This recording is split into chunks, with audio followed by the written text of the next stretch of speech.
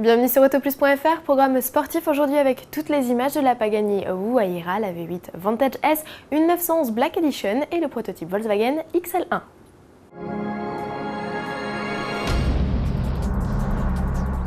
On l'attendait avec impatience, voici la Pagani Huayra, un nom exotique qui fait référence au dieu du vent de la lointaine tribu sud-américaine Aymara. Le vent, c'est ce qui a inspiré pendant 7 ans les designers du manufacturier italien. Ils ont d'ailleurs poussé le vice jusqu'à lui offrir des portes papillons. Une première. Notez enfin l'introduction de flaps pour endiguer le transfert de masse arrière vers avant. Sous la monocoque en carbone et titane, Huayra abrite un V12 6 litres biturbo en provenance du préparateur AMG. Il développe 700 chevaux et délivre 1000 Nm de couple. Côté boîte, Pagani conserve la transmission séquentielle 7 vitesses et traînée sur les Honda Air et Cinque. Côté performance, pas d'info, Pagani affirme seulement que les pneumatiques seront capables de passer la barre des 370 km/h. Prometteur. Côté tarif, comptez 1 million d'euros hors taxe, à découvrir à Genève. Vente de nouveautés, chez Aston Martin, la firme de Gaydon lance une V8 Vantage S. Ses atouts, en plus de perdre 30 kg sur la balance, le V8 4,7 litres a gagné 10 chevaux et 20 Nm de couple.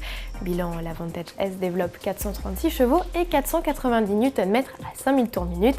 Et pour la première fois, elle passe la barre des 300 km/h en vitesse de pointe. Pas de chiffre encore pour le 0 à 100, seul donné l'arrivée d'une nouvelle boîte robotisée 20% plus rapide que la Sportshift actuelle, de quoi améliorer les performances. Enfin, la firme a optimisé l'échappement pour offrir une sonorité plus rauque et a revu quelques détails esthétiques, à l'image de la prise d'air à l'avant plus imposante ou des boucliers redessinés, carnet de commande ouvert. Amateur de Porsche 911, voici un nouveau collector à ajouter à votre collection, son nom Black Edition. Limitée à 1911 exemplaires, elle va débuter sa carrière au mois d'avril. Comme son nom l'indique, cette version est toute de noir vêtue, de la carrosserie aux étriers de frein en passant par la planche de bord et la capote pour les versions cabriolet. À bord, l'équipement s'étoffe comparé à la version classique avec un volant 3 branches, un GPS, de l'aide au stationnement et régulateur de vitesse. En revanche, sous le capot, c'est toujours le 6 cylindres à plat de 345 chevaux qui officie. Bonne nouvelle, les tarifs ne grimpent pas, ticket d'entrée 86 987 €.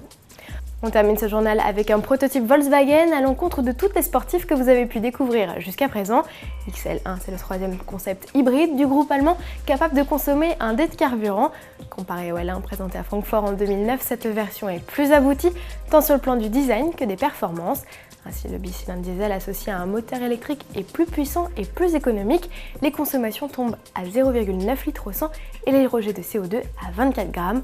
Autonomie cumulée annoncée 550 km. Les hybrides stars ont du souci à se faire. À demain!